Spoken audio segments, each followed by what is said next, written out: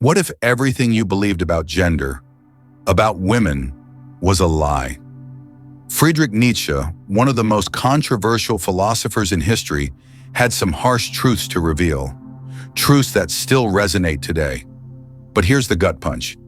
His views on women were not about hate or disdain, but about a deeper, darker reality that many of us refuse to acknowledge. Stick around, because in just a moment, we're going to dive into something that will challenge everything you think you know. Prepare to rethink power, identity, and the roles we all play. Friedrich Nietzsche, one of the most controversial and misunderstood philosophers of the 19th century, never shied away from stirring the pot. His philosophy is often seen as a critique of society, morality, and even the foundations of human nature. But perhaps one of his most contentious stances is his view on women. Nietzsche's works are rife with passages that challenge conventional thinking, and his thoughts on women are no exception. In a world that champions progress, gender equality, and individual empowerment, Nietzsche's reflections on women can seem jarring, even downright offensive. Yet understanding these harsh truths within the context of Nietzsche's broader philosophical framework can offer profound insights, ones that resonate deeply with psychology and philosophy alike. Nietzsche believed that women were fundamentally different from men, not just in physical terms, but psychologically, emotionally, and intellectually. To him, women represented a different aspect of life, one tied to nature, fertility, and the darker corners of human existence. His critique was not merely a condemnation, it was a reflection of his broader philosophy, where he explored power dynamics, the will to power, and how individuals fit within societal structures. However, it's important to recognize that Nietzsche did not hate women. He was not simply a misogynist.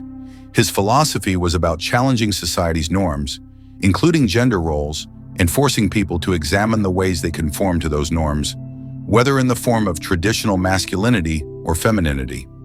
His harsh criticisms of women weren't aimed at putting women down, but at examining the roles they played within a patriarchal society and how their behaviors, shaped by that very society, were limiting their true potential.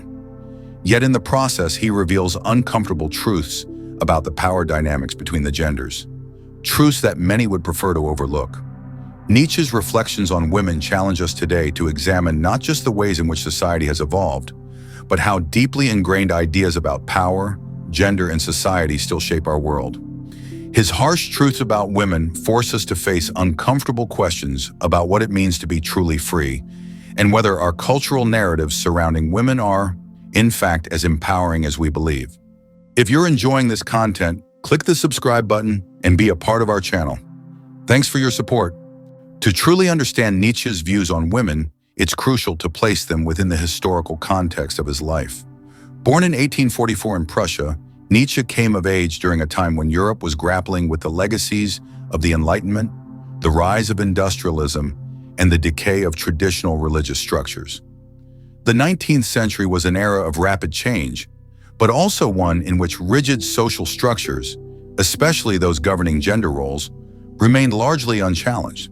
Nietzsche's philosophy didn't emerge in a vacuum. His early life, marked by tragedy, shaped much of his thinking.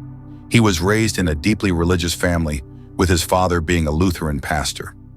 Nietzsche's mother, a deeply devout woman, had a significant influence on his upbringing. This religious background, coupled with the premature death of his father, when Nietzsche was just 5 years old, created a tumultuous and emotionally complex foundation for his views on both women and the role of power in society.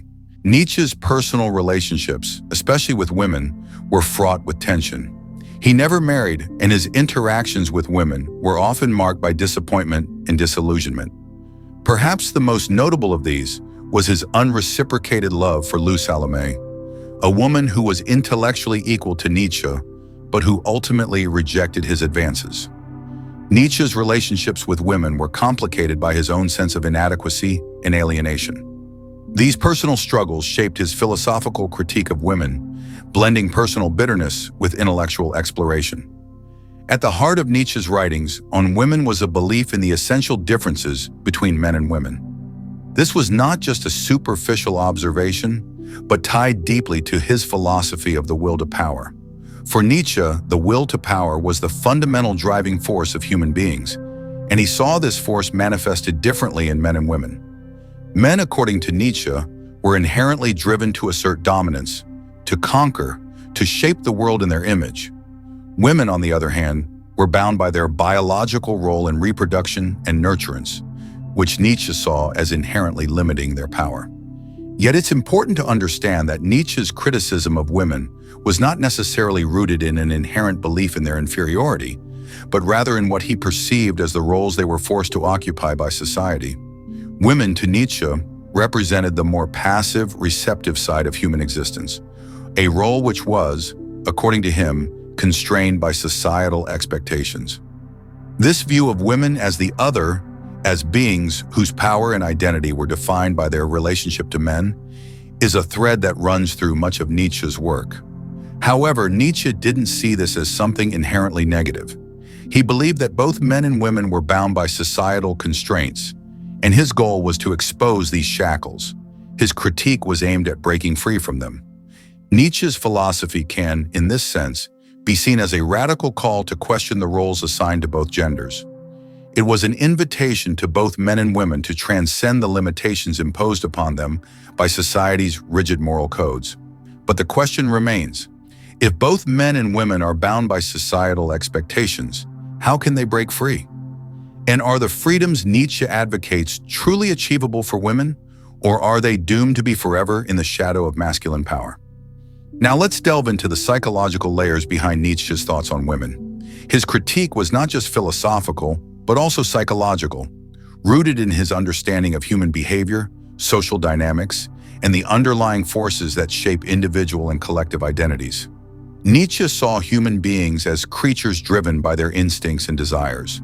The will to power, in his view, was not simply a desire for dominance, but a deeper urge to assert one's identity, to overcome obstacles, and to impose one's vision upon the world. For Nietzsche, the greatest individuals were those who embraced this force of will and transcended societal constraints, becoming Übermensch or supermen. These were individuals who created their own values and lived outside the bounds of conventional morality. However, Nietzsche believed that this drive to assert oneself and to overcome challenges was not equally accessible to both men and women. For men, the external world provided ample opportunities to exercise this will to power through career, intellectual pursuits, and dominance in various societal structures. For women, however, the constraints of their biological and societal roles limited their ability to fully embrace this drive.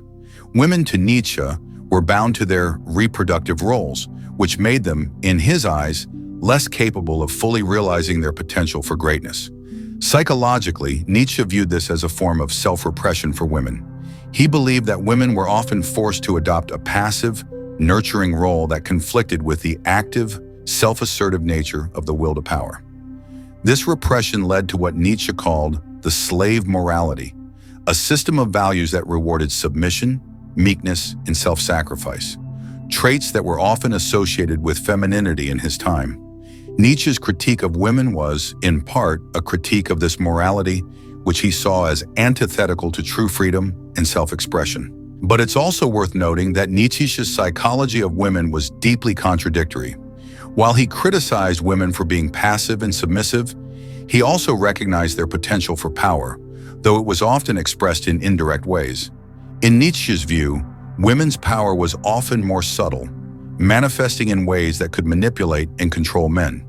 For instance, the maternal instinct was a form of power, one that could bind men to women through their children. However, Nietzsche was ambivalent about this type of power, seeing it both as a form of manipulation and as a means of survival within a patriarchal system.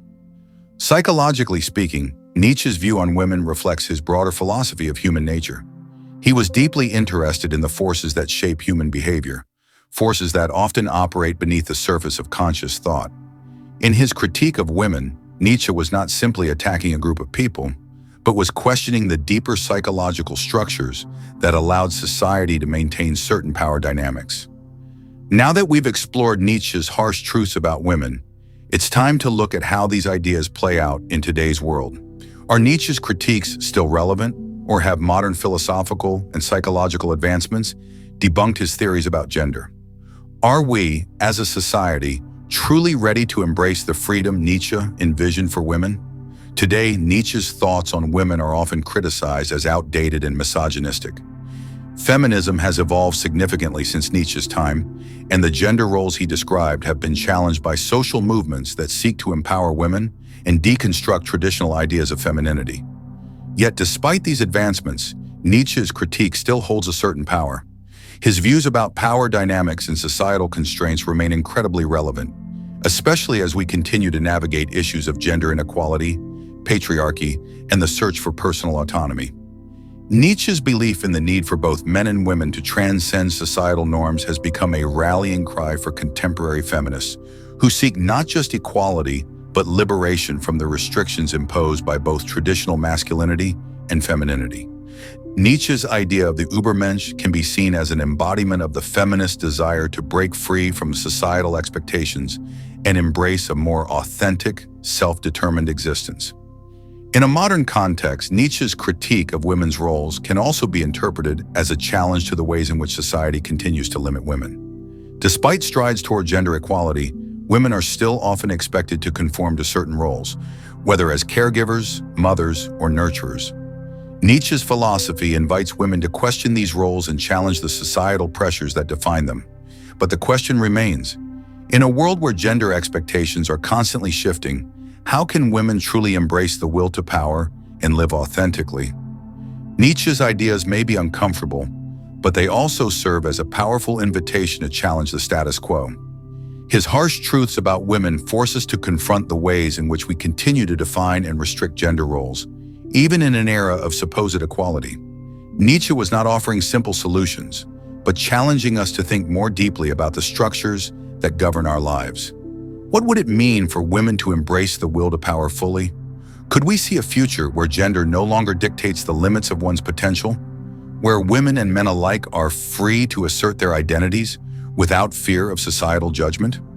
The uncomfortable truths Nietzsche lays bare may still hold relevance today, and perhaps in his critique, there's a call to abandon the outdated moralities that continue to shape how we perceive women.